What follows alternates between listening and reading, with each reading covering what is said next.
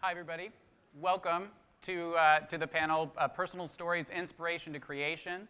My name's Chad Alligood, and you've probably heard me blah, blah, blah before, and there'll be plenty of blah, blah to come from me. I want to say welcome, because Don and I took an incredible journey across this country to talk to artists all over the place. We stopped in nearly 1,000 studios, as you know. Ultimately, 102 are in the exhibition in the floors above, and 5 of them, remarkably, are right here on the panel. And so here you'll get a little taste of what it was like for us on the road. I'm incredibly fortunate to have these folks here with me. And before I begin, if those of you who are seated in the back or standing, if you would come closer, and because I love having a nice, intimate conversation. It's all too rare to have the opportunity to converse with artists directly. So let's all gather up. And in the spirit of that, I want to say thanks so much for coming and for choosing this panel, because there's a lot to cover here today. The inspiration behind this panel came from the idea of the exhibition. That is, uplifting the voice of the artist and allowing the voice of the artist to speak is an incredibly important part of what we do here at Crystal Bridges, and it's an incredibly important part of this exhibition. And so allowing this opportunity to have these great voices come to the table and discuss their own personal journey, their own ideas behind conception and inspiration behind their work is the impulse behind the panel. So without further ado, we'll have a period of Q&A at the end and then a little bit of wrap up, but I'm getting a hard stop at 3, so we're going to go. All right, so buckle in.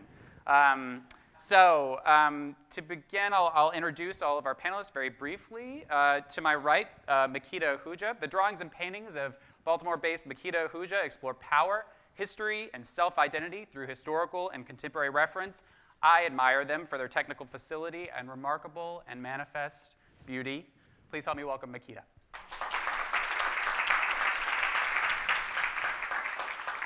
And to Mequitta's right, Zoe Charlton. Zoe Charlton's drawings and collages meld an interest in self-representation with intuitive and innovative materials.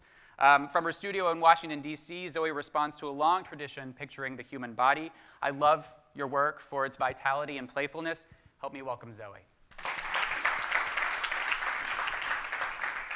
Angela Ellsworth, to Zoe's right.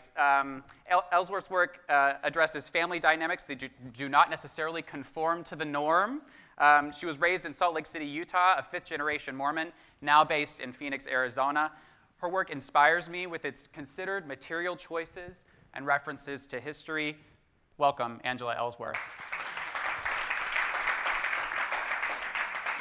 To Angela's right, Susie J. Lee, Seattle-based Susie J. Lee's incredible series of high-definition video portraits extend the encounter with the subject. They make you look, and once you're there, you can't look away.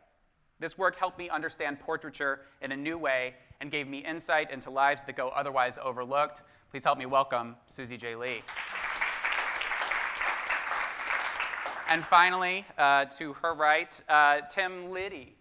St. Louis-based Tim Liddy's painted constructions so closely resemble their board game inspirations that many viewers walk right past them, thinking that they must be found objects. In fact, they're made of enamel and oil on copper, and they constantly challenge me with their incredible technical accomplishment. Please help me welcome Tim Liddy. So I want to start a little bit, we'll start at the beginning, actually, and talk a little bit about conception and the artistic process. Tim, if you wouldn't mind beginning and talk a little bit about this work and how your conception behind this board game series came to be. Well, it all started with the Easy Bake Oven. Huh. As it often does. Actually, while that's in everybody's mind, I want to thank for being on this panel, and I just love to be able to spend time with all the artists here. It was just fantastic. I'm mic'd, and I don't need to be mic'd, actually. Okay, the Easy Bake Oven and a Mystery Date were 2 games that popped into my head while I was driving to the studio, working on a show that work was totally different from this. My work is changes from every 5 years dramatically. And I never thought of myself as being a trompe-l'oeil painter. I never thought I would be a trompe-l'oeil painter in that sense. And, but I remember this image of my sisters playing with this easy bake oven, and then me wanting to make that cake, to eat the cake by the light bulb. You know, I mean, that was really intriguing at 5 years old. And they wouldn't. And I kept on pleading with them. But right on the box it said, for girls 6 to 14. And right there, proof.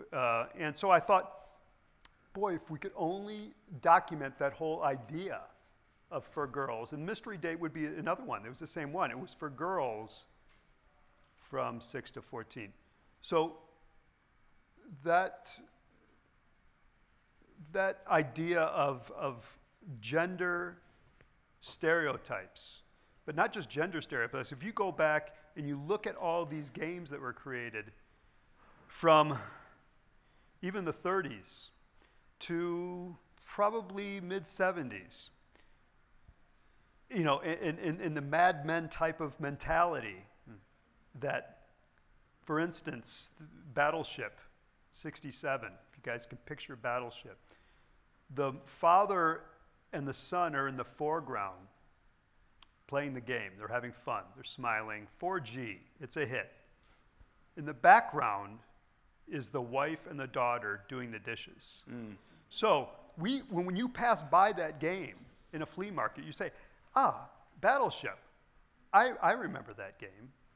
But when you wouldn't see the reference. You wouldn't look that close. But when it's a painting, something else happens.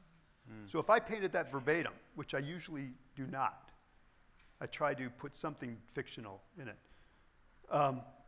That changes. So, you know, I was really curious about that. So when I got to the studio, I called my gallery in Michigan and said, you know, can we hold that show off for a little bit? I'm kind of going through some personal struggles, whatever that is.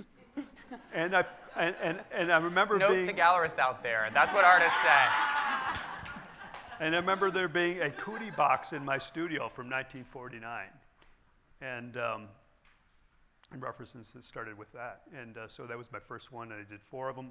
And I didn't show anybody, and I didn't know what I was doing, but I had an art historian friend of mine come in. And it started there. So Tim, that comes directly out of a kind of apocryphal personal experience that you just shared, and then it spins out into a kind of cultural relevance that we can all access. Angela, I wonder if you might talk a little bit about that. Your work also touches on the personal while speaking to a larger cultural resonance. How do you approach conception for your work?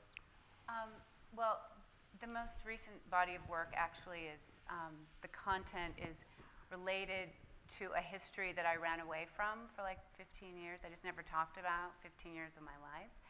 And I was raised in Salt Lake City, Utah, in a very strict religious Mormon family. And just when I was 18, just kept left and just kept leaving and going as far away as possible. So now, as an adult person and as a queer feminist in the world, I'm looking back at that history and mining my early polygamist ancestors' lives as non-heteronormative families and seeing that as a parallel to a contemporary understanding of gay marriage and other non-heteronormative couplings. So in a sense, it's not a confrontation, it's a conversation, and I'm looking at a place to find peace on a personal and political platform for the work. The work, it's interesting because I don't feel that the work would be functioning in quite the same way if it did not go back to Utah. And since I've had more shows in Utah in the past 3 years than I have since I was, and I've gone back there more than, since I left when I was 18. And the museums are collecting the work, and there is a conversation. It's not always a comfortable one. Yeah, so would you say what you just said in the context of a Utah museum? It's very interesting because the work is connected. I'm not necessarily a craft artist, but those works are crafted.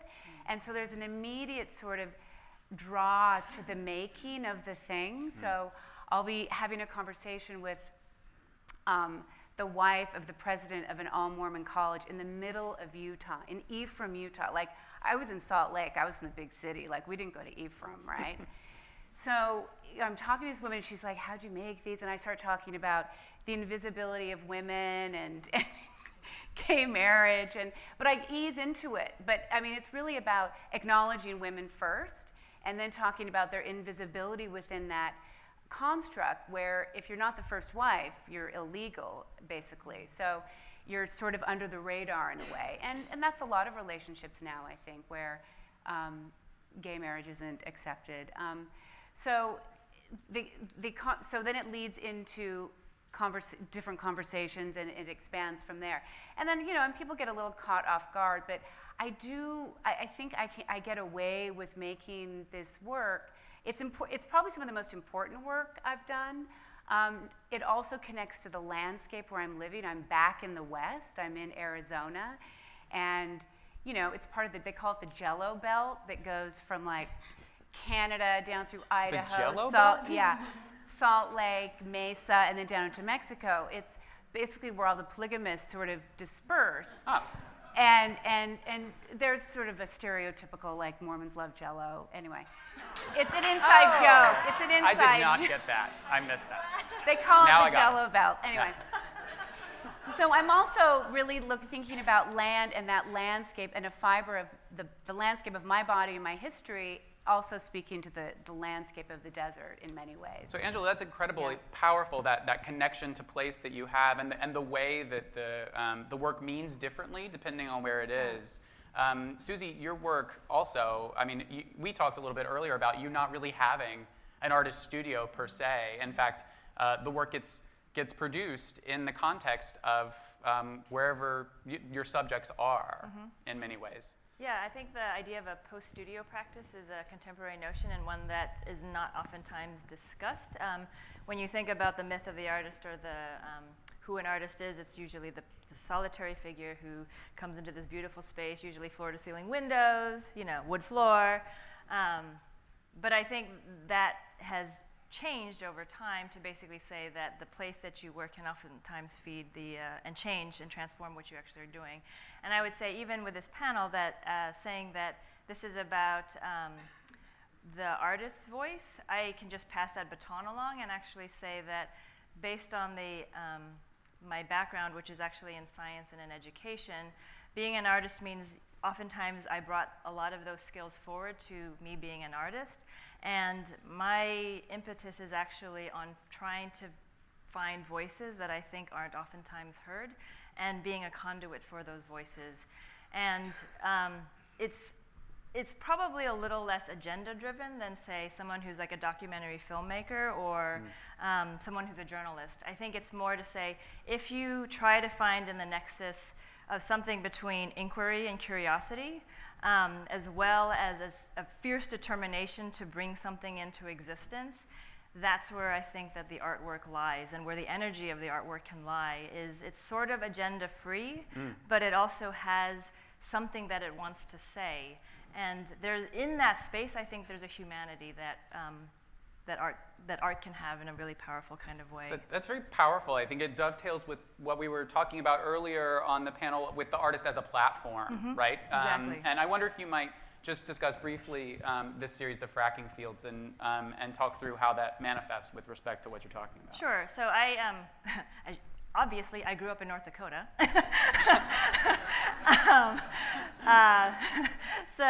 For 8 to 18, I was there, so my sort of formative and seminal years.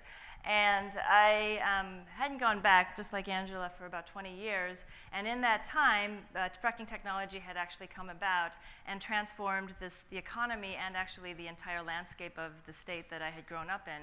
And so a lot of these small, tiny towns that had been sort of nothing towns were thrown into a national spotlight for this fracking, and it became a highly politicized, very contentious debate, particularly after 2008, when every other state seemed to go through a downturn except North Dakota. and it wasn't because of farming, obviously. And so I started thinking about what does it mean to have a homecoming to a place that doesn't feel like home in some ways. And so I proposed this idea of trying to go into the space where like I'm the only woman, and like basically like spending time in the man camps and talking to people and trying to discover who the people were that were actually coming to North Dakota from all walks of life to basically reinvent themselves in the idea of an American dream.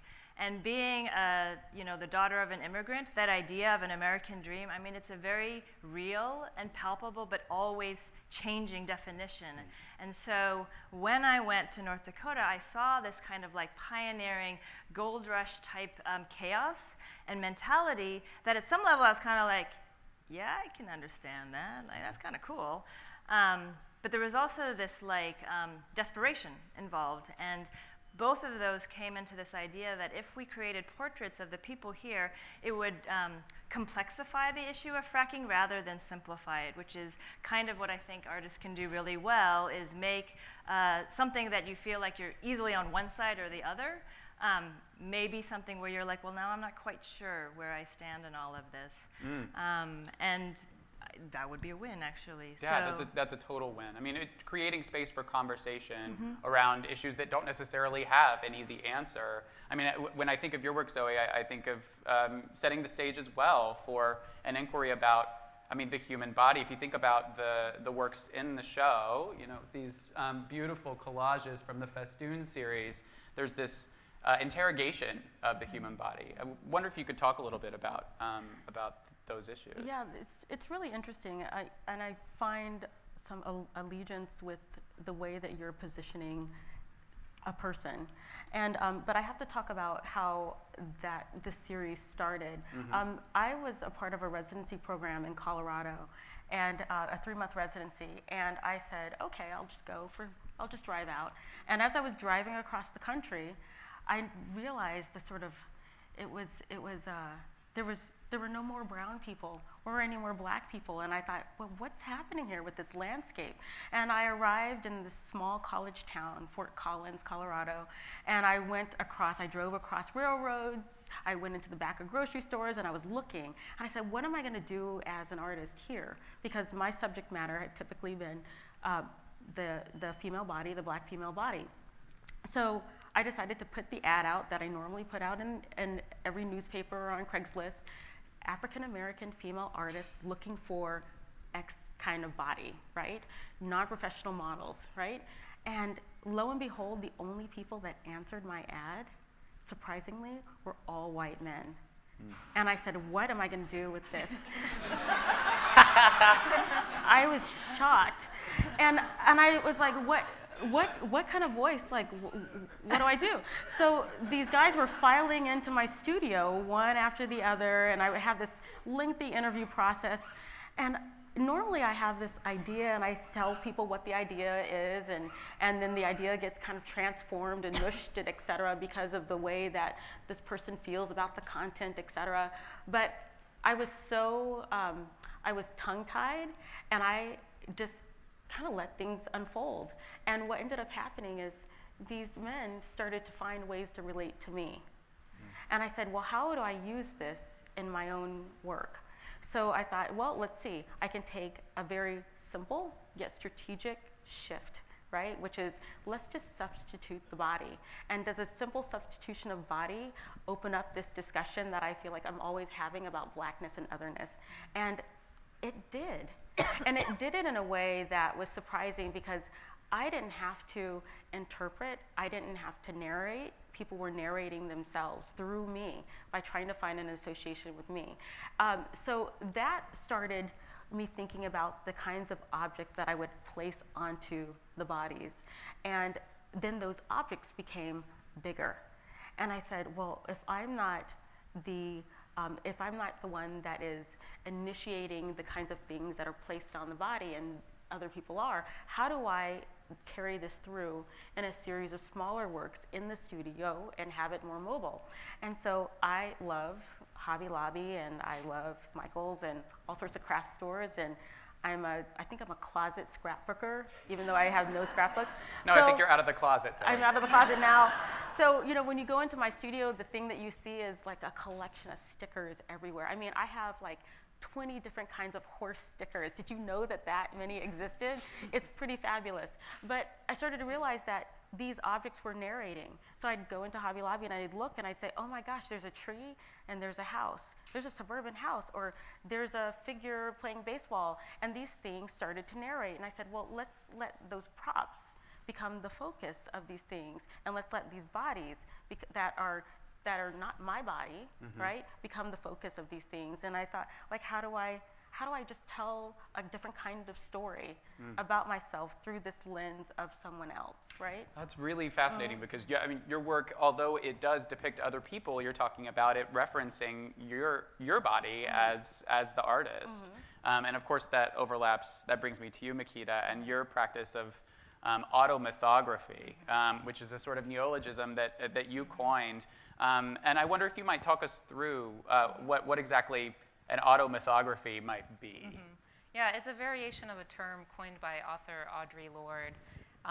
And the way I think about auto-mythography is that who we are is a combination of our nature, our culture, but also our creative imagination. So this element of agency that we have both in our self-construction and in our self-representation that, you know, and I'm relating to, you know, different things I'm hearing on the panel, and I'm curious to talk more about it, but this idea that, like, through making work, we can maybe bring communities to us on different terms than we are maybe otherwise without that work in that community. You know, for me, my father is from India. I grew up in New Delhi. My mother is African American. Grew up in Cincinnati, and you know, growing up, I grew up in a mostly white town, and outside of school, my family mostly socialized with a very tight-knit Indian community, and I never felt like I fit into the categories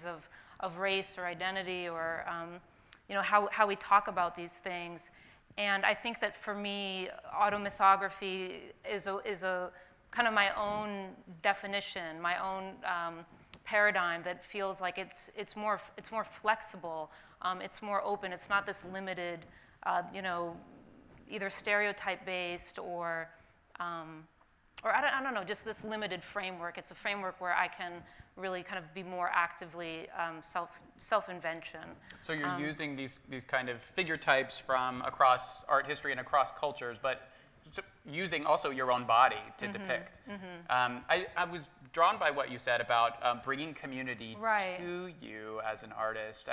And you know, that resonates with a number of your practices. I wonder if there are thoughts on the panel about the way that artists function with respect to community. Because I mean, if you're bringing in, you know, if you're going to your, you know, place of origin and saying, here are the issues that mean something to me, and it's potentially a hot topic and could potentially court you know, controversy, or if you're going into again the place of your home and saying, what's happening here, you know, and examining the culture. It's offering a different lens to what's happening on the ground. Do you see the artist function with respect to community in that way? Well, I think it's, you know, sort of following on what Mequitta says, like auto-mythography or something, the idea that you can be more expansive than what you thought you were. There's a great privilege, I think, in being an artist, because you have a chance every time you engage with something that's different from you to actually have that thing change you. And so oftentimes I'm so grateful to have these experiences where I feel like as much as I'm sort of doing this thing and creating this thing for this community, it's actually the community is informing somehow the way that I look and changing that fundamentally. And every time that happens, you almost feel like you're the sculpture that's being refined by life at some level. And so I feel like if there's this dichotomy of artist and community, then it feels like you're this immutable thing that's coming in and changing the community, as opposed to it being this very integrated and you know, inextricably linked idea of, you know, this factor meaning the artist and this larger thing. So it's in fact an exchange, Totally. really. You know, Totally. one becomes the catalyst for the other, and vice versa. Totally, yeah. I wonder, Tim, if you might speak to that. I mean, you are responding to certain cultural tropes out there in the work that's in the show. Yeah. Well, I think it's almost, you know, I've heard artists say this before, and it have always been, it's troubled me when they say, well, I just make what I want to make, and the people, I don't think about the people, I just make what I want to make, and then if they like it, they're great, then if not. I think one of the most important things an artist can do is step outside their shoes into the audience shoes and back and forth. And it's you know, one thing that I always tell my students, the most important question you should ask yourself, and it's impossible to answer, is why should somebody look at this? And in doing that question, it forces you to be there looking at it. And so I think that's a very important part. We have to be our audience, and we have to think of what that common denominator in our work is going to be to that audience. Can we get them in the arena of what we're talking about? Maybe not specifics. Of course, that's they're bringing their conventions to the piece, right? But do we get them into the arena of what we're talking about? And that's something where it's going to challenge us for the rest of our lives as artists. And so I think it's just it's such an important natural thing for me in the studio to do that, that I can't think about any way I couldn't do that. That seems to be a uniting factor among our panelists, but there are things that divide you too. So you talk about your studio, Tim, and it's a very dedicated space for you. You know, you go in, you paint for an extended period of time. Other folks on the panel don't necessarily have a dedicated space for making. I wonder if one of you has a particular, I mean, I know that you are very dedicated to your studio practice. Could you talk a little bit about the ways in which the studio functions for you as an artist and how you approach it? Yeah, I mean, I work in whatever space I have, you know, the sort of working to the limits of your resources. So I have two spaces in my house that I use as studio spaces. And I like living where I work, because then it's just this constant kind of back and forth between just my daily life and that space in the studio. Do you see it intersecting with your practice? Does your daily life make it into the work as a result?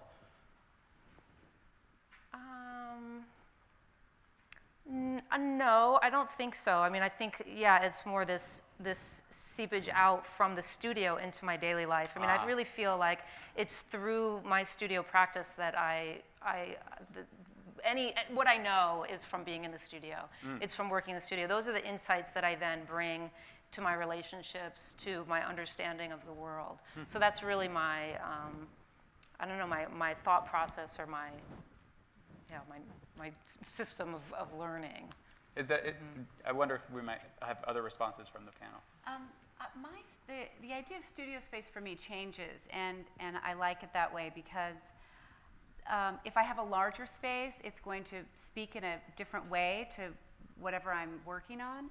And if I have a small space or no space, then I have to think about it in another way. So I'm interested in kind of tripping up what can easily be a habit, or just like brushing my teeth. Like I want to always have a very live and awake connection to when I'm working, and also know that I can rely on making work anywhere, and that it's not necessarily about a designated space. And I tell this also, I have students as well, and I'm just like, look, you know, you might not have a studio space, so you better figure out what it means to really be an artist, and know that you can do that wherever you are, because otherwise you're relying on things that you can't really control all the time. I'm not saying that artists should always be in minimal and not have spaces or resources, but I do think it's something to check in with. It's a privilege to have a studio. I mean, you have house, you live in something, and then a studio space is a designated space either outside the home or inside. I mean, it's a real luxury. So I sort of like figuring out like the in-between spaces, and I in fact turned my office at work into a museum, 10 by 12 foot. So you know, what do these spaces mean? and switching that around. So that's kind of my studio space now, is this 10 by 12 foot museum of walking. Or I think sometimes, like I remember after grad school, they say, oh, now you need to get a studio, and so, okay, I'm going to do that. So you get a studio, and so you think if it's a privilege, and I always thought of it as kind of a prison, where I come in and go, okay, now I'm supposed to do work. And what does that mean? And so actually freeing myself from the studio, and so this is going to be our division part, it was actually completely freeing for me. And so my definition of what an artist was actually went into free fall when I lost the studio, because I was like, oh my God, if I don't have this, then what touchstone can I do to define myself as an artist? And now I actually think it's a strange kind of combination of an artist is like, what I'm trying to do is corral energy. And if I do that well, then I can get things done and manifest things by tapping into resources, or just like networking in a way to just pull on a string and say, if I need to get this thing done, I'll figure out a way of getting this thing done. And so one of the reasons I also thought that not having a studio allowed me to be an artist longer in some ways in a day is because when I had a conversation with a friend who had a studio, he said to me, and it actually made me really sad, is he said, if I'm not in the studio, I don't feel like an artist. And I thought, oh my God, like I don't ever not feel like an artist. Even in the shower, I feel like I'm an artist. In fact, I do some of my best thinking in the shower, And so I thought, well, if the physical definition is what constrains you being an artist, then break out of that at some level, unless it becomes a touchstone or something to be a springboard to actually make those ideas come to life. Yeah. So if it's not the physical space that defines being an artist, was there a moment in your life, looking back, where you owned it, where you said, oh, yes, there was the moment where I became an artist? Can you when you reflect on your experience, was there a moment of I think it's incremental. Yeah. There's times when I say, no, I'm not an artist. There are times even today. Oh, if I'm struggling, it's just like, what am I doing? I'm smearing paint around a surface. It's like, in the world, sometimes I doubt that.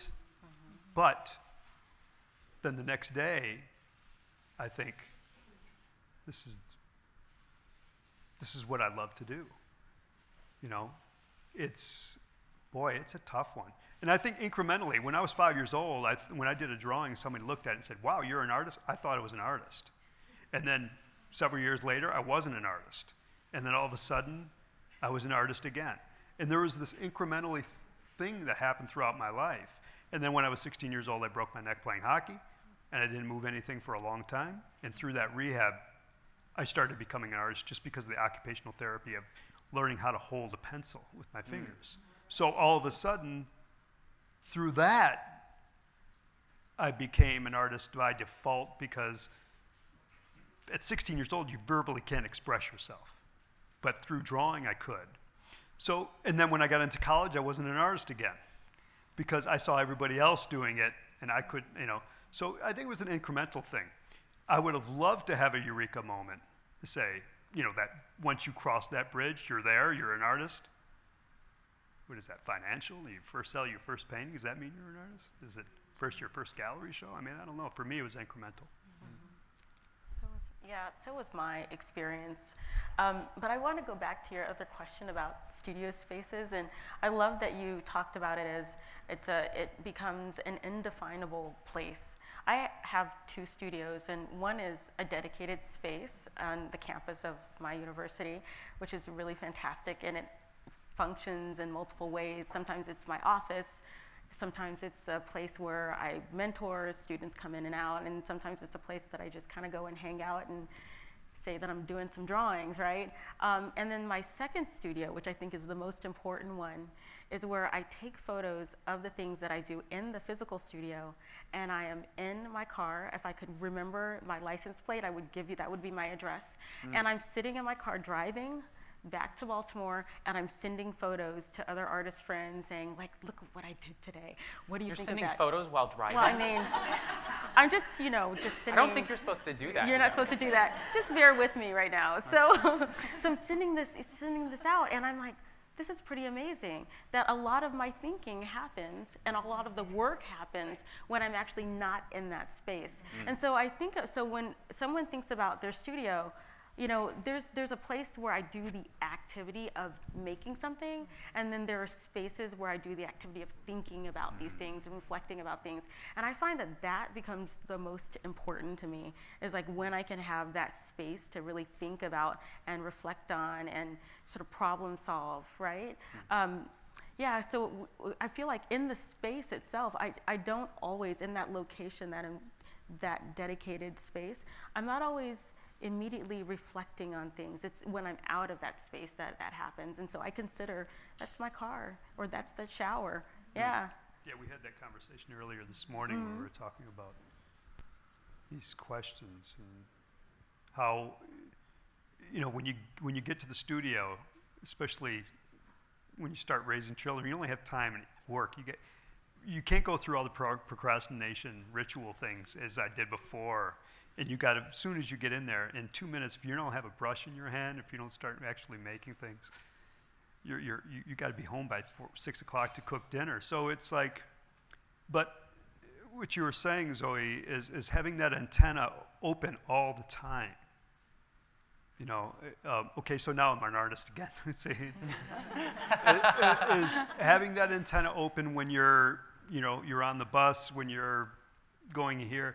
Because all those will filter through, you know, and so yeah, that's the permission, having everything have permission, but also having everything out there for you to be able to funnel through, and I think everybody talked about that this morning. I want to leave an open forum for our audience to ask questions of our panelists today. So, and I have a couple of mic runners. Questions from the audience? Yep, right here in front.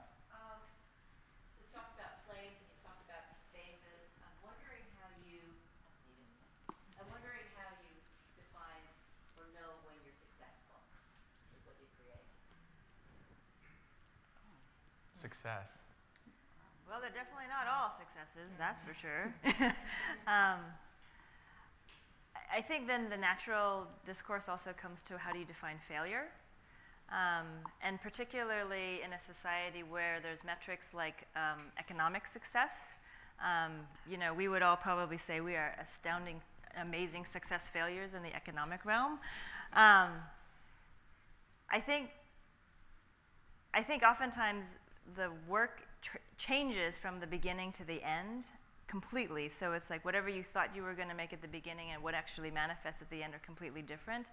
And if that thing that is completely different says the thing better than you had imagined it was going to say, that to me feels like a particular kind of success that is only I, at some level, can understand, because the world only understands the final narrative.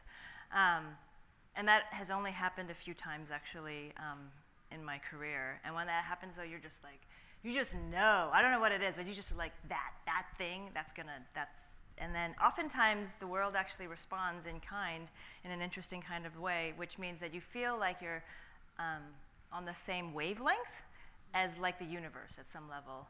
And I don't know, at that moment is like there's no better feeling in the world, I think. Like that at moment, I think you feel really connected to like everything else around you. For me, I feel like I can break down all of my work into two categories. And one is works that I have a vision for, and then works that are more problem solving. So like everybody's saying, sometimes, I'd say for me it's very often like just waking up in the morning, just falling asleep, in the shower. Sometimes I literally will just fully see a complete image of a finished work. And then it's about measuring what I'm making to that internal image. And when I feel like I've got them the same, then I feel it's a success. And then the other category is when I have some sort of concept, like I want to create a surface that each element of the work is its own mark, and that creates an all-over pattern. And I have no vision. Then it's really about this kind of puzzle problem-solving process. And when I feel like I've sort of figured out that solved that problem in that work, then I consider it a success. It's a really interesting question, because there are multiple ways that think about that as well. You know, is it success outside of the studio? You know, and how that is measured against, you know, people that are your peers, et cetera, how it's acknowledged. But in the studio, in the making of something, I think about how it relates to other work by people that are making work that are dealing with the same subject matter or content. And so when I sort of find that I am meeting a goal or meeting something, it's when I say, oh my gosh, she's doing the same thing. She's talking about the same thing. Or like, Vanessa's got this totem. Like, I'm thinking about these vertical totems. And, you know, and so when it becomes relevant like that, when it becomes relatable, then that is the defining moment to me. And that's when I get super excited, because then I think we're all starting to think about the same things, right? And we're coming at it from different areas. Like, that's pretty exciting. I'm excited right now. Yeah, exactly. Yes, you I'm are. just like, yeah, right? I gotta go. I'm gonna go back to my studio. You gotta go? Okay. I gotta get to play. Peace out. Other questions from the audience? Yep, right over here. How many of you guys teach? And of those who do you find that it helps your work, it informs your work at all, or is it a hindrance to keep you from working? Well, that's a great Don't you laugh? It's a great one, because it definitely keeps you from getting a lot of work done. There's definitely, but you know, I mean, I can say that I teach because it inspires the hell out of me. Watching students start from this frustration level, not knowing anything, and all of a sudden they get close to graduation and they're on their own. It's like raising a child, you know, and doing the right things, all the right things. So I can't think of myself. I mean, I've been teaching now for about 20 years, and I don't think of myself. I can't think of myself not being a teacher in some way, and it definitely informs my work. I mean, how can it not? You know, so. I also teach, and my students, that relationship, but they're not necessarily informing my work in a sort of obvious way, but teaching is a huge responsibility, and I feel that same responsibility in the studio or the non-studio with my work. The practice of teaching and the practice of making feel absolutely intertwined, and one is always questioning the other, and you know, students were always bringing up all kinds of new ways of looking at the world, or you know, challenging maybe what you know or don't know, and it keeps you on your toes in a way that I think if you're off, for me at least, I feel that if I was just wrapped up in my own studio work and my own practice, that I would forget to think about audience sometimes. And students in that kind of engaging in community like that on a regular basis is you always have to be thinking outside yourself all the time. So that feels, I mean, I guess, yes, they do influence how I work, but, and challenge me too. I teach as well, and it's really surprising. I went into it kicking and screaming, and I went into it under the recommendation of a mentor who said, you're gonna love this schedule. You're just gonna, it's very practical. And I think like, oh, well, okay, if it's really practical and it helps me pay my bills, it helps me have a studio practice, helps me do these other things, what is something else that teaching sort of offers, you know?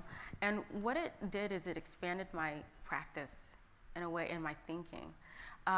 It made me realize that our relationships are a lot more complex than what I had originally thought, right? So I'm dealing with all these other things like ethnicity and race and gender and class, all those things, and teaching was a way to kind of see all that stuff play out, right? And it just made the work a lot more complicated for me. Like, it's harder. And I was gonna say that when Don originally visited my studio, I had one of my students in the studio. I said, oh, I called Erin. I said, I need your help. Can we just lift a few things out of the way? And she came in, and I'd been working with her for almost 2 years. And she looked at me at the end of that visit, and she said, huh, I don't think I've ever heard you talk about your work. And that was really inspiring. Now I get why you're kind of insane in the classroom. That makes a lot of sense. And so it's interesting because it gave this particular student a way to make being a creative person, being an artist, a lot more concrete, right? Because she could actually see it in action and see that this is not very glamorous. It's really hard, and she saw me struggle through some of the ideas that I was trying to talk about, and yeah, so it was really meaningful for her. But and on the other end, it just helped me really understand how complex our relationships are and how complex like my relationship is just in my community, you know, and yeah, so teaching has been really important for me. What would you say has been most influential in the development of your work? Who or what? Either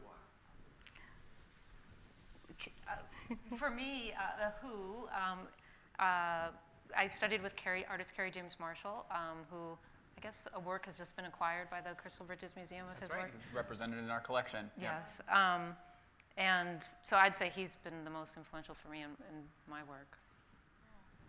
A photo that my mom took of my brother and I when we were 3 years old. We were in our Halloween costumes, and I'm a twin, and my brother is wearing the mask of Casper, and I am wearing Barbie. And I would say that that was influential because I looked at my mom, I said, "What the hell is this?" And she said, "I gave you your content for life." And she did. And so that was really influential. Yeah. That was the moment. I asked about that earlier. That You was didn't the offer it moment. up. Okay, got it. I think it's two parts to that. One is that my father kept asking me when I would quit the hobby of making art. And I think that, you know, I mean, this is like even through grad school. It's sort of like, you're going to be done, like performance art stuff. Ugh. I mean, he just was like, do something that the regular people do. And I think that actually has, you know, the pushing up against that, like, you know, this goes back to the artist. Like, when did we think we were an artist? And that name, that word always sort of scared me. And like, I paint and I make drawings, but you know, being an artist felt like really something sort of huge, and I didn't know if I could wear that hat. But pushing up against someone who thought that I couldn't be that, or anyone who you know, then that propels me. And I think that continues to propel me forward, as well as two mentors that I had when I was 19 and are still my mentors. Yeah. I think it's actually the exact opposite for me at some level, which is, you know, being the first daughter of an immigrant, you're like, can't do that, that's ridiculous. And it was actually my ex-husband, who was not my ex-husband at the time, and he had seen me struggle and try to go through things like you know, trying to think about becoming a doctor, right, or becoming a lawyer, or all these other things. And just being desperately unhappy, and saw the first time actually was I entered art making through clay and ceramics, and he just saw me come to life, and I was like, can't do that, that's silly, that's a hobby, right? And he actually sat me down one day and said, you know, Susie, there are very few people in the world who get to do what they want, and I will support you, and you have a shot, and if you don't take it, like, it's a tragedy. And it scared the hell out of me, but I was like, oh, you kind of shamed me, which is, you know, but it was also a way to say, like, okay, you know, I just have to take the shot and just try. Boy, that's a tough one. You know, I would say my stubbornness really probably, you know, I look at my life as two different parts. There was the part before my accident where I was very reflexive. I would do something and then think about the consequences after. And then after that, you know, where I was much more introspective. So when you sit there and not move anything for 9 months, you can't help but to be introspective. So not only did I change, but I changed in the minds of my friends and everybody else who thought I was the old one, the old Tim. And it's not like I was trying to make this different change in personality. So all of a sudden, you know, this brain at 16 years old was still in the jelly stage, as everybody that has teenagers know. It was going in I think, you know, when nature, when a bone breaks in a it's set properly, it's stronger in that area. You know, it's kind of a nice metaphor. So I definitely took advantage and, of this thing that happened. You know, so. Other questions from the audience?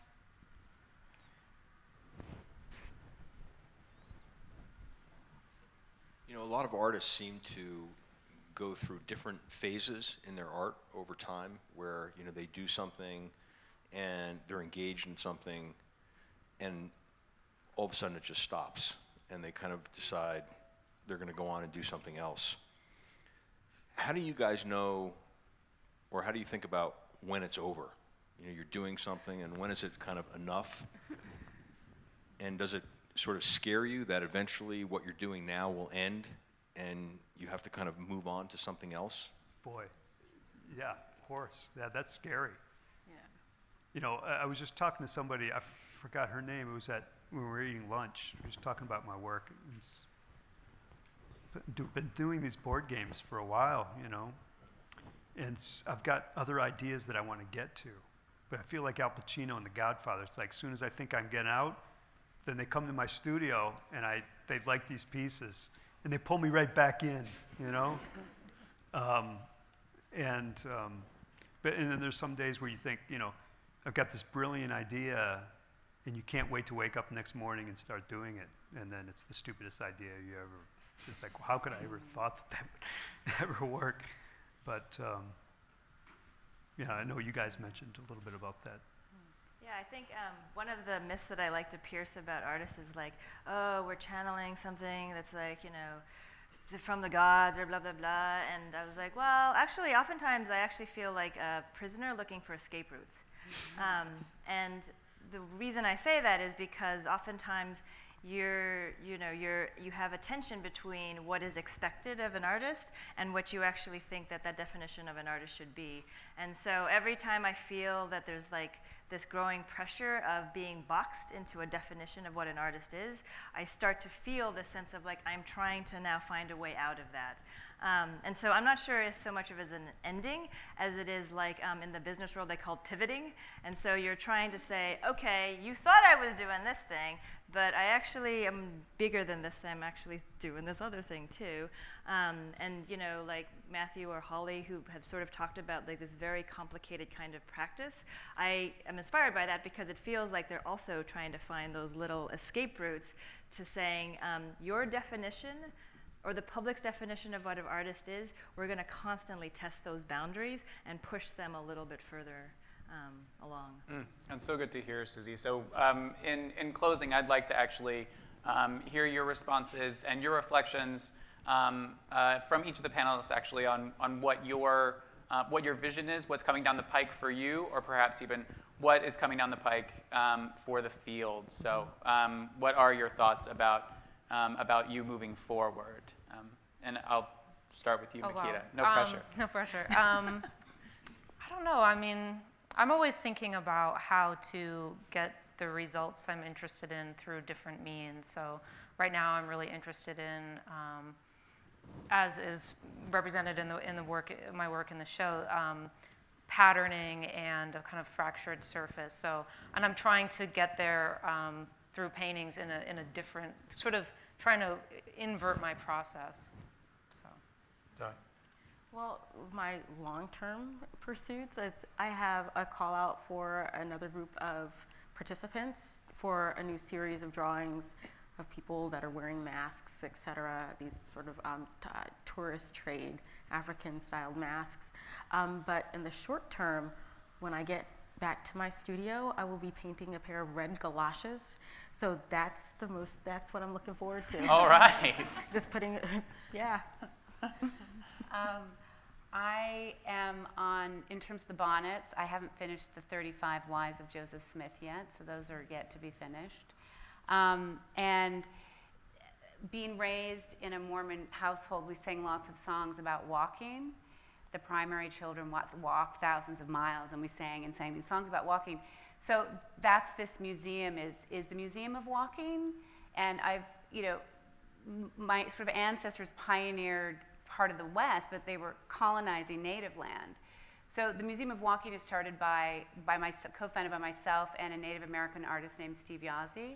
And it's basically, it's a sort of think tank, think place for different ideas of walking, from philosophical to contemplative to political to land rights. So that's what's happening.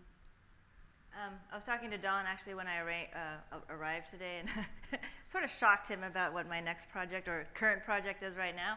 But it does have themes to the video portraits, which is I've launched a mobile app, and basically I'm trying to change the online dating space to allow men and women to actually have a better experience. My challenge is to basically answer the question, how do you make strangers less strange to each other in an online space and in a digital space? And so I just got a smartphone about a year ago from like this little flip phone, and so I started seeing how people use their phones, and when we talked about the art and digital technology, if you notice, there were 3 white men there, and I was like, hey, we should change that. So that became sort of an interesting conduit, and you know, I thought about how does an artist participate in a very hyper-capitalist kind of society? And if we are constantly only relegated to being something that is charity or a nonprofit, then we don't get to participate in that kind of economic dialogue. And so I thought when I launched this mobile app, I said, I could just make a mobile app and hang it on a gallery wall and have a discussion about how there's gender inequity in the technology space, or I could start a company, I could actually form a startup and basically jump in headlong and say that I am not only an artist, but I am the CEO and founder of this company. And if you actually look up Siren and dating app, it's gone nuts in the media space. So, and the idea is that I constantly bring along the idea that I am an artist in this space, and that artists have a voice in disrupting something like technology, and to create a different option, and in particular, and this is how I think it ties to the video work, is how to humanize a space that is oftentimes driven only by data and by statistics. And in fact, one of our key things that's a differentiator about the app is that there is no algorithm for matching, that the idea of chemistry happens with just hints of personality, which you know, ties to the other work. So, so Siren is out there, and you may hopefully see it even in Arkansas.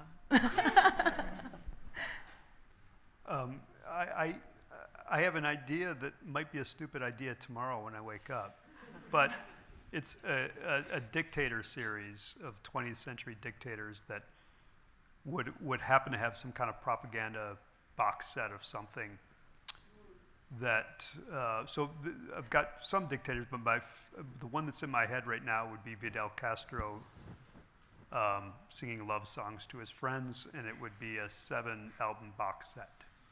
Wow.